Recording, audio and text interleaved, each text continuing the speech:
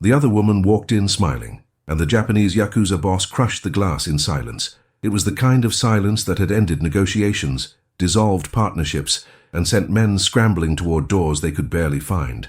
But this time, the silence meant something entirely different. This time it meant everything was about to change in ways he could not control, and control was the only currency that Takeshi Yamamoto truly understood. The moment stretched across the room like a living thing. In the glass walls that surrounded his 17th floor office, Tokyo Bay glittered with the indifference of water that had seen empires rise and fall in the span of a few decades. The neon signs below reflected in the water, creating the illusion that the city existed in two places at once, the real world of concrete and obligation, and the reflected world of illusion and consequence. Takeshi had built his empire by understanding that distinction. The real world was where you crushed people. The reflected world was where you convinced yourself it was necessary. His name was Takeshi Yamamoto, and he had spent 32 years becoming the kind of man that other men feared to make eye contact with. He had built this empire not through superior intelligence, though he possessed that in abundance, but through a particular gift for understanding the relationship between power and silence. He knew that a nod could authorize a contract worth millions of yen. He knew that a single word could determine whether a man lived or died, whether his family prospered or descended into poverty and shame.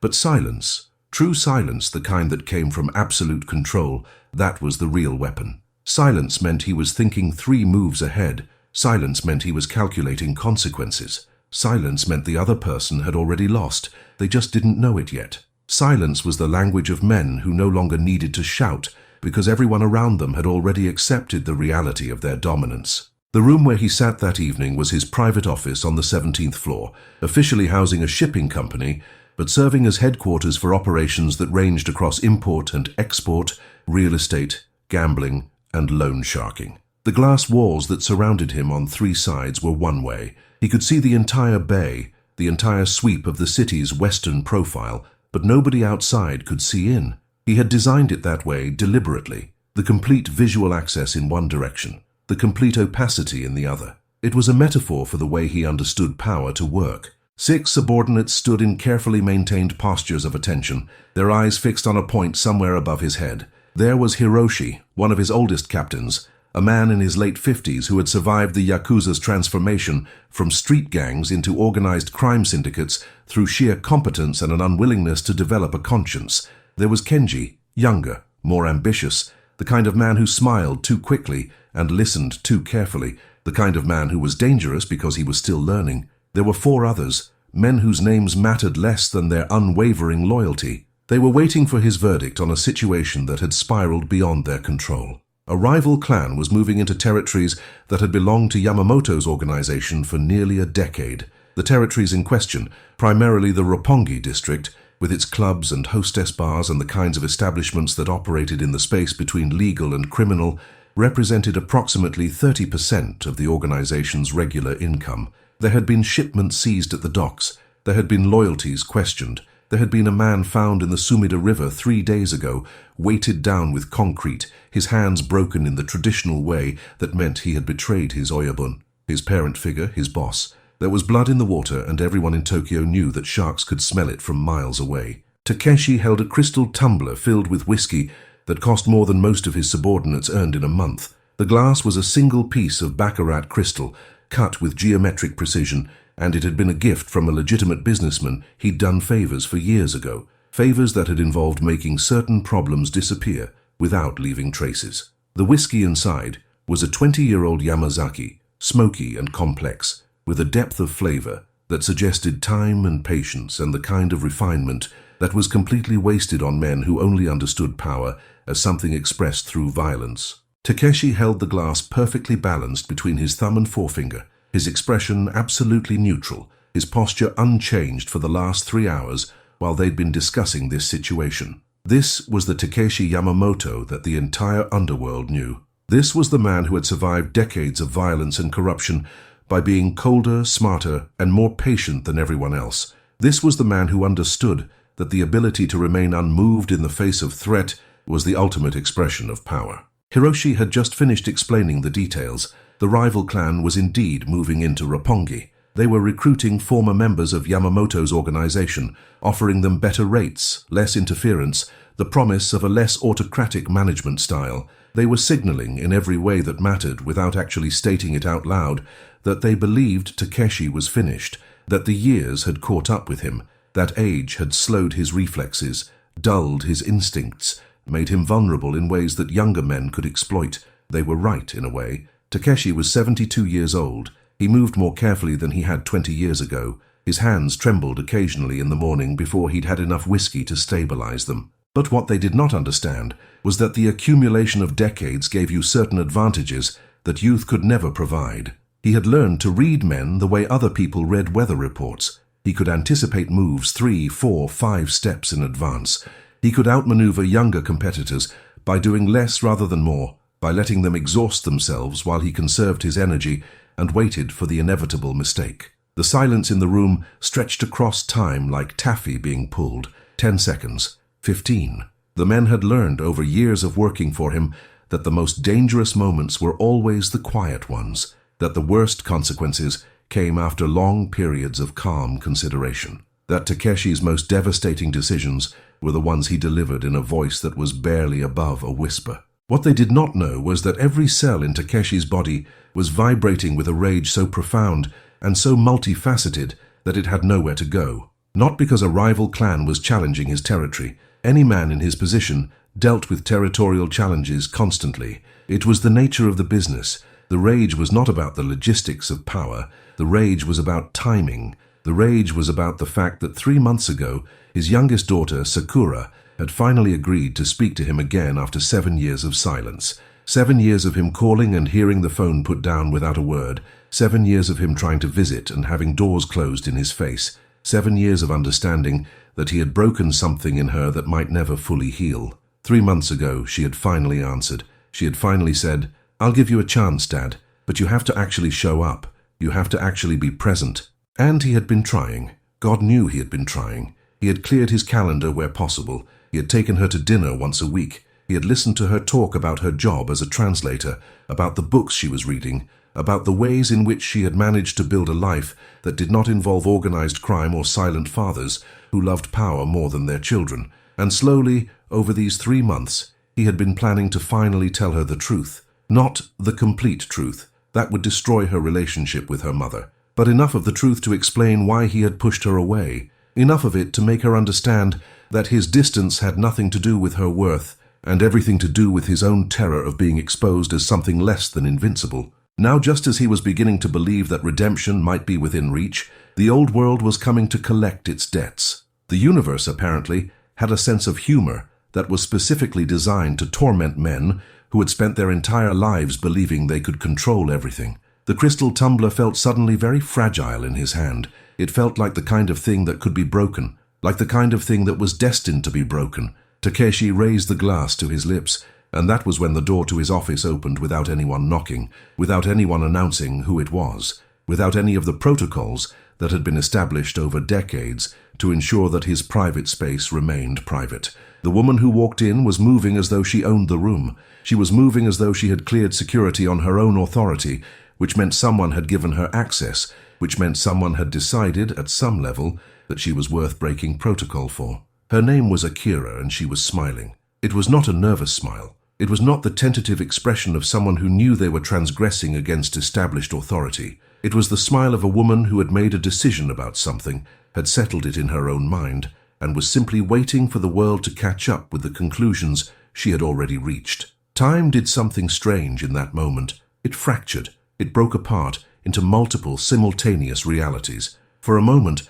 Takeshi existed in 3 different points of his own life at once. The young man he had been at 25, burning with ambition and the terrifying capacity to love someone. The powerful man he had become. The Yakuza boss who had systematically destroyed everything that threatened his control. And the man he had desperately wanted to be for the last year. The man who was slowly, painfully, learning how to be a father again. All 3 of those versions of himself gasped at the sight of her. Akira had been his driver once, nearly 15 years ago. She had been the daughter of one of his oldest lieutenants, a girl with a sharp laugh and an impossible inability to pretend that she was afraid of him. Everyone was afraid of Takeshi Yamamoto. It was one of the foundational principles of his existence, but Akira had looked at him in those early days the way she might have looked at any other man, with interest, with curiosity, without the deference that everyone else carried like a weight they were trying to put down. She had made the mistake of falling in love with him, and he had made the mistake of loving her back.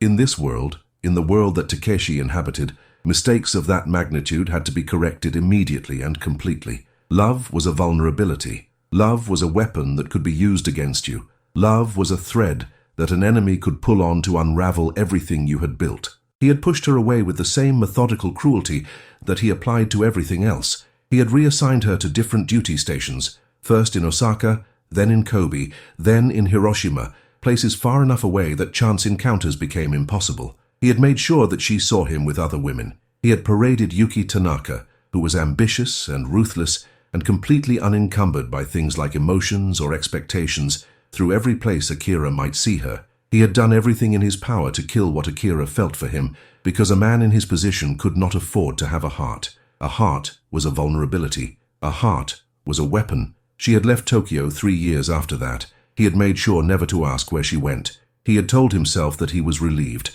He had told himself that he had done the right thing, the only thing that made sense, the necessary thing, and for 13 years he had almost believed it. The men in the room tensed visibly. One of them, a younger enforcer named Yoji, actually took a small step toward the door, not quite understanding what was happening, but sensing, on some instinctive level, that something fundamental had shifted in the room. The balance of power had been interrupted. The careful architecture of authority had been disrupted by something that none of them understood. Takeshi raised his hand, and they froze in place instantly. He did not take his eyes off Akira, not for a single moment. He could not afford to look away. He was terrified that if he looked away, she would disappear, and he would understand that this was a hallucination brought on by regret and whiskey and the weight of all the years he had spent in silence. But she did not disappear. She was still there. She was still smiling. "Mr. Yamamoto," she said, and her voice was exactly as he remembered it, warm and direct and completely unimpressed by the gravity of the moment. "I'm sorry to interrupt. I know you're busy. I know this is not the protocol. I only need a few minutes of your time, and I think what I have to tell you might actually be more important than whatever it is you're deciding right now." The 6 men in the room exchanged glances that ranged from confused to alarmed to openly hostile. The idea that anyone could simply walk into Takeshi's office and ask for his time was so foreign to their understanding of how the world worked that they seemed almost offended by it. Takeshi's office was not a place where women walked in without explicit authorization. It was not a place where people interrupted meetings to demand attention. The protocol was exquisite in its precision, worked out over decades, designed to reinforce the absolute authority of the man who sat at the center of this space. But Takeshi found that he could not care about protocol. He could not care about the proper exercise of authority. He could not care about anything except the fact that she was standing 6 meters away from him, real and present and actually here, which meant that she was not a memory or a regret or the ghost of something he had destroyed. He set the glass down on the table with deliberate care. The crystal was cool in his hand, perfectly balanced, a thing of such refined beauty that it seemed to mock the crude world of violence and transactions that it sat in. He placed it on the mahogany surface of his desk, and the movement was not careful enough. The crystal struck the edge of the table with a sharp, crystalline sound. It was the kind of sound that should have been soft, delicate, the ring of a single note of music, but in the silence of the room, it sounded like a scream. It sounded like the beginning of something breaking. The tumbler toppled. For a moment it hung suspended between falling and not falling, hovering in that space where gravity hadn't yet committed to its trajectory. Time did something strange again. The glass seemed to move very slowly, turning in the air, catching light in a dozen different points, and in those fractured reflections, Takeshi saw his own face at different ages, in different moods,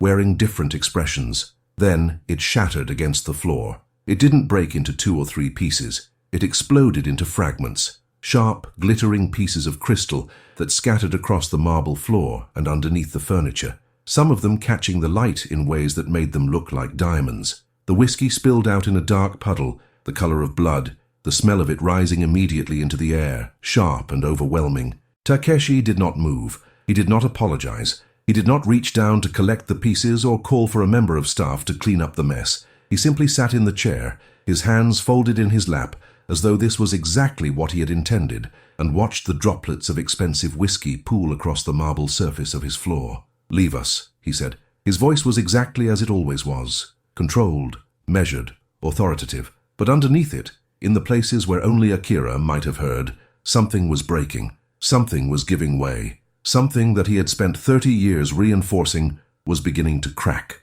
The men filed out without question. One of them muttered something about security protocols, something about needing to verify that this woman had clearance, but none of them dared to disobey. They knew what they had seen. The untouchable man had crushed his glass in silence, and the silence itself had been a kind of confession.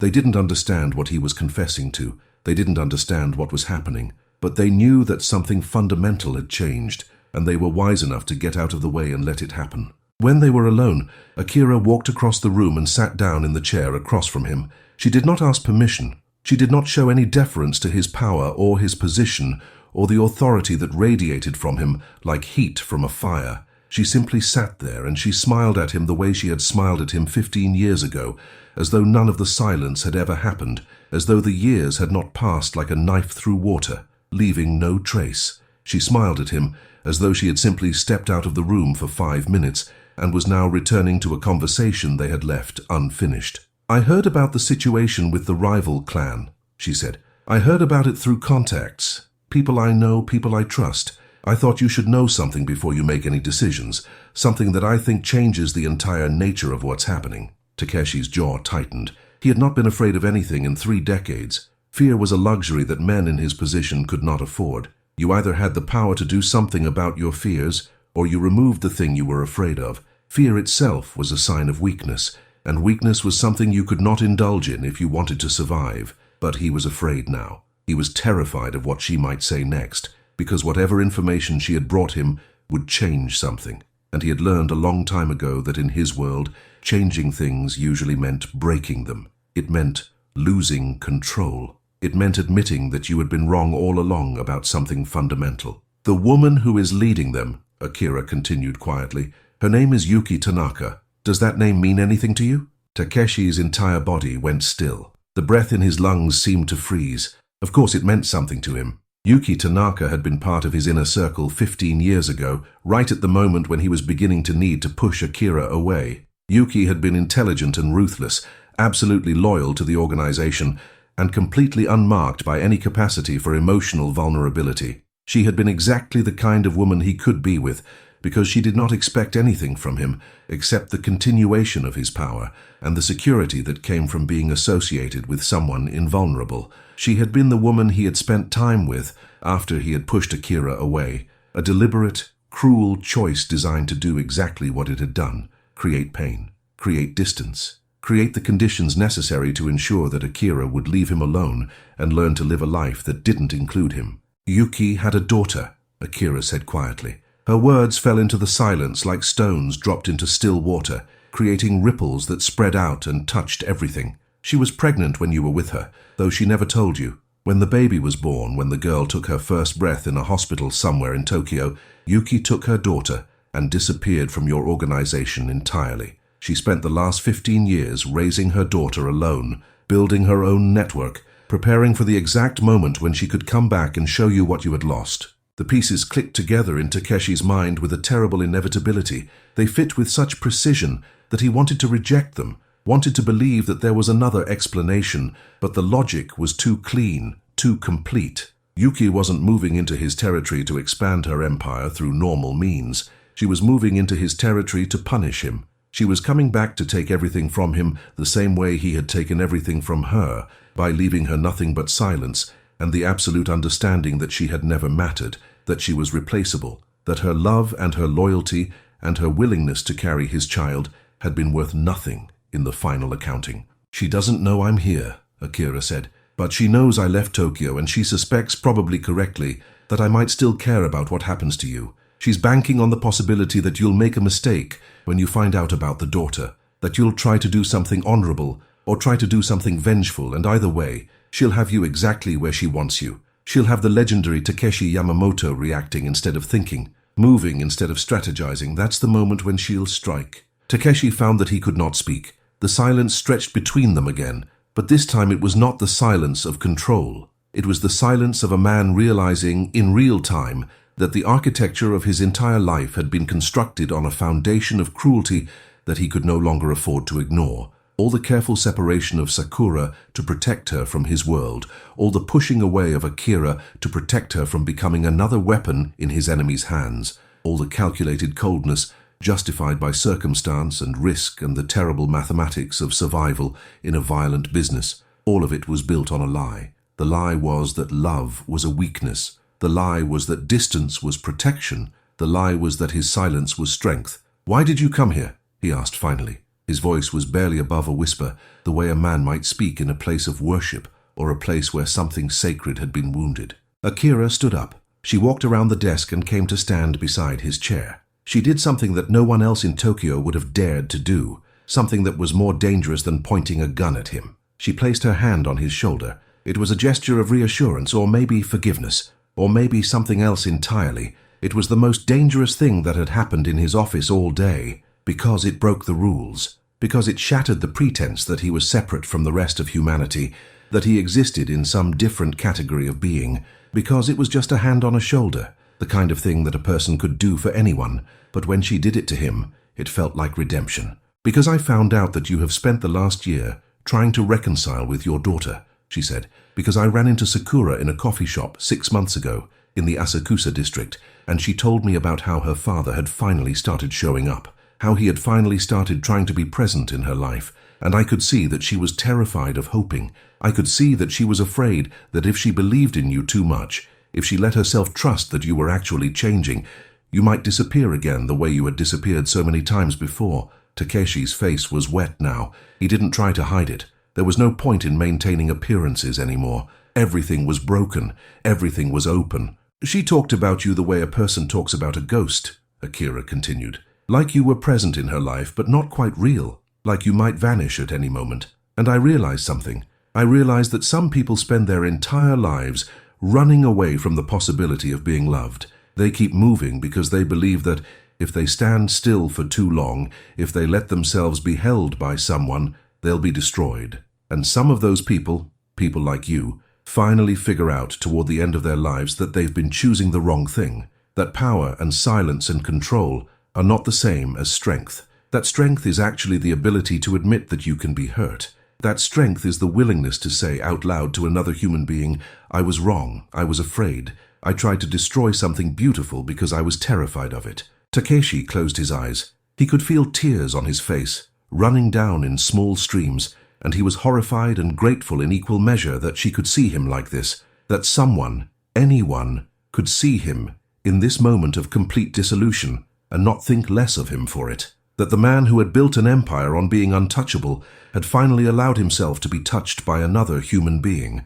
"I'm telling you this because you have a choice to make," Akira continued. "Yuki is coming for revenge, and she will destroy you if you give her the opportunity, but she can only destroy you if you try to fight her the way you've always fought, with silence, with strategy, with the absolute refusal to admit that any of this matters. If you meet her with the same approach that ended things with me, and with your daughter, then she will win.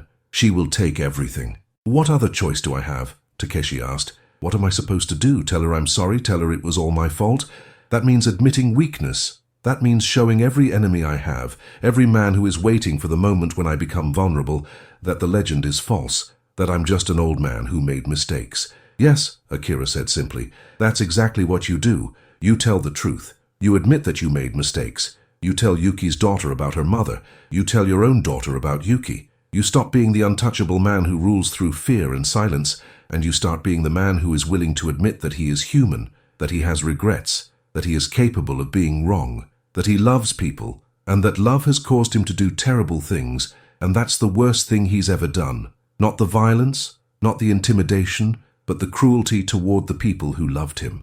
"That would be weakness," Takeshi said. "That would be the end of everything." "No," Akira replied, and her voice was firm in a way that reminded him exactly why he had loved her, why he had needed to push her away, why her presence in this moment felt like being given a second chance he did not deserve. "That would be the first truly powerful thing you've ever done.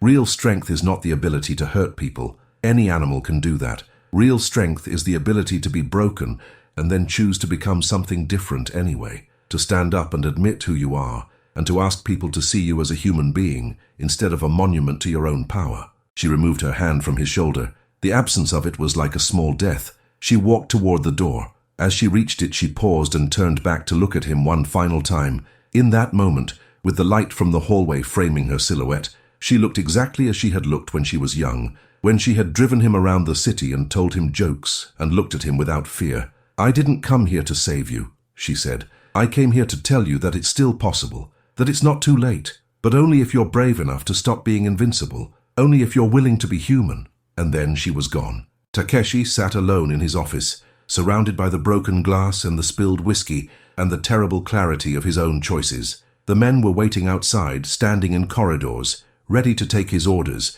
ready to follow him into whatever confrontation was coming. The underworld was watching carefully to see if he would show weakness or strength. The rival clan was moving into his territories, confident that age and sentiment had finally made him soft, had finally made him the kind of man they could move against. But none of that mattered anymore. What mattered was that his youngest daughter, Sakura, had finally agreed to speak to him. What mattered was that she was learning, slowly, painfully, to trust that he might actually be changing. What mattered was that there was a girl somewhere in Tokyo, 14 years old, the daughter of a woman he had once loved and then discarded, and that girl was his daughter too, a child born from his carelessness and a woman's love, and the terrible consequences of his cruelty toward the people who had cared for him most. What mattered was that Akira had come back to tell him that redemption was still possible, even for a man who had spent 30 years perfecting the art of destruction.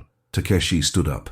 He walked to the window and looked out over Tokyo Bay. The city glittered beneath him, vast and indifferent to his transformation, indifferent to the fact that he had just made a decision that would change everything about the way he moved through the world. He called Hiroshi back into the office. "Contact the rival clan," he said. "Tell them I want to meet with them, not to fight, not to negotiate territory or money or power, to talk. Tell them that I have something to tell them about their leader, something that I should have told them a long time ago, something that I've been running from for 15 years. Hiroshi's face registered deep shock. In all his years of working for Takeshi, he had never heard his boss suggest talking as a solution to anything. Talking was what weak people did. Talking was what you did when you were out of options. Talking was a failure of will. "Sir," Hiroshi began carefully, "if you meet with them, if you show any sign of—" "I know," Takeshi interrupted. "I know exactly what I'm risking. I've spent my entire life knowing exactly what I'm risking, calculating consequences, preparing for betrayal. That's the problem. That's been the problem all along. Do it. Make the call. Tell them I want to meet in 3 days. Somewhere public, somewhere neutral. Tell them I'll come alone." After Hiroshi left, walking backward out of the office with the kind of confused deference usually reserved for people who have witnessed something they do not understand, Takeshi did something that he had not done since he was a child. He sat down and wept, not quietly, not with the restraint and control that had defined every moment of his adult life. He wept with the full devastating release of a man who had finally understood that the price of his power had been everything that mattered. The meeting with Yuki happened 3 days later, on a day when the cherry blossoms were falling in Tokyo, drifting through the air like snow, like the memory of beauty. Takeshi had chosen a small tea house in Shibuya, utterly ordinary, utterly unsuitable for the kind of conversation they were about to have. The owner, when Takeshi had called to make the reservation, had recognized his voice and immediately made sure the private room was available, made sure no other customers would be seated within 3 rooms on either side. Yuki arrived with her daughter, a girl of 14 with her mother's sharp eyes and dark hair. The girl was wearing school uniform, a sailor-style outfit that made her look younger than she was, and something else, something that looked distinctly like Takeshi's own stubbornness, encoded in the set of her jaw, in the way she held her shoulders, in the wariness with which she regarded him. They sat in the tea house on cushions, with the sound of the city muffled by distance and walls. The tea was already brewing, the scent of it rising up like incense. Through the paper screens on the window, the cherry blossoms drifted past, creating the illusion that they were sitting inside a snow globe, that the rest of the world had been replaced by something beautiful and temporary. Takeshi looked at Yuki and saw for the first time what he had done to her. He had been so focused on what he was protecting, his ability to maintain control, his refusal to be vulnerable, that he had never actually considered what his actions had cost her. She had carried his child. She had raised that child alone. She had built her own criminal organization not out of ambition, but out of a need to create something of her own, something that he could never take away from her, the way he had taken away her connection to him.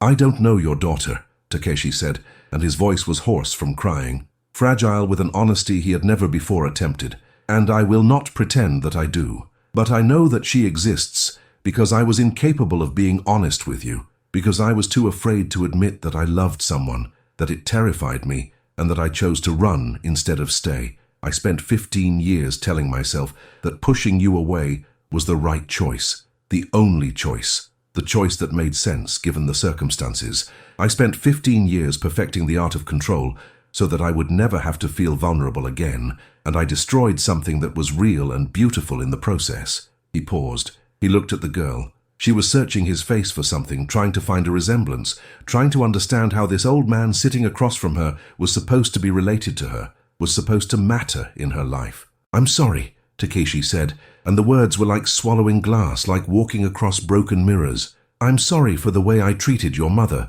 I'm sorry for the fact that you grew up without a father because I was too weak to be brave. I'm sorry for the silence I've spent my life perfecting, because that silence was just another word for fear. Fear of being seen, fear of being human, fear of the fact that I could be hurt, that I could fail, that I could love someone and still lose them."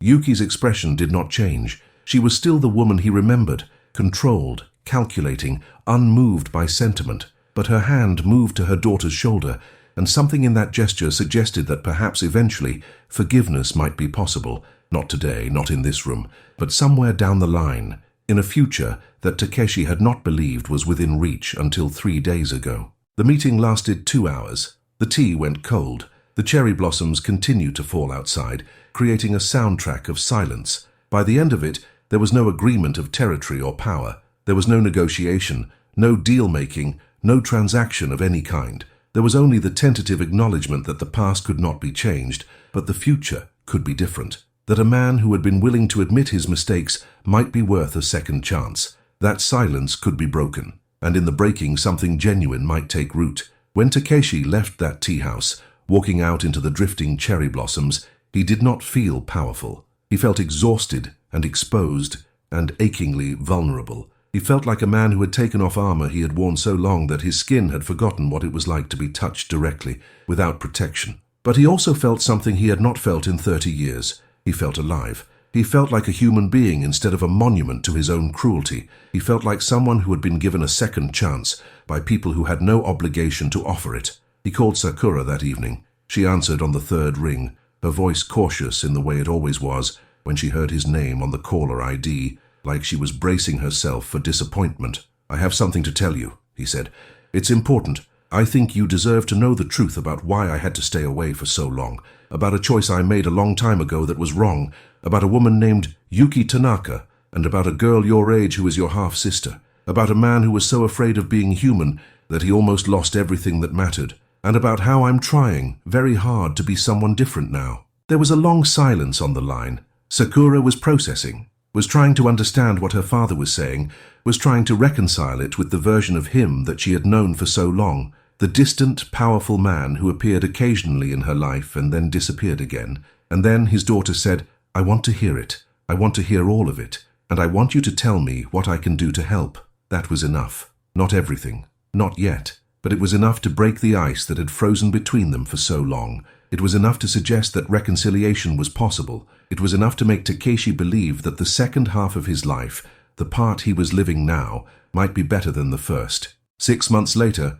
Takeshi sat in his office once more. But it was a different office now. Smaller, less of a fortress, more of an actual workspace. The building in Minato still officially housed a shipping company, but the shadow business had been handed over to younger men who wanted the power that Takeshi had finally realized was not worth having. He had dinner with Sakura once a week. They had established a rhythm, a pattern of connection that was growing stronger. She was beginning to trust that he would actually show up, that his commitment to being present in her life was not a temporary gesture. He met with Yuki and their daughter as well. The daughter's name was Hana, and she was beginning to smile around him. The meetings were awkward and sometimes painful, but they were real. They were building something that resembled a family, even though it was shaped by absence and regret. and the terrible history that had created it. And one afternoon, when the light was hitting Tokyo Bay in that particular way that made the water look like it was made of liquid silver, Akira walked into his office again. This time, he was standing when she entered.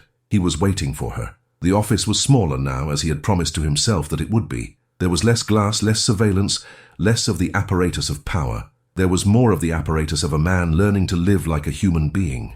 "I wasn't sure if I would see you again," he said. "I wasn't sure if what we were building was real, or if it was just a moment of weakness that would fade once I returned to my normal life." "Neither was I," she replied. "But I wanted to know if you were happy, if you were actually becoming the person you promised you would become, or if it was all just performance, just another way of manipulating people who cared about you."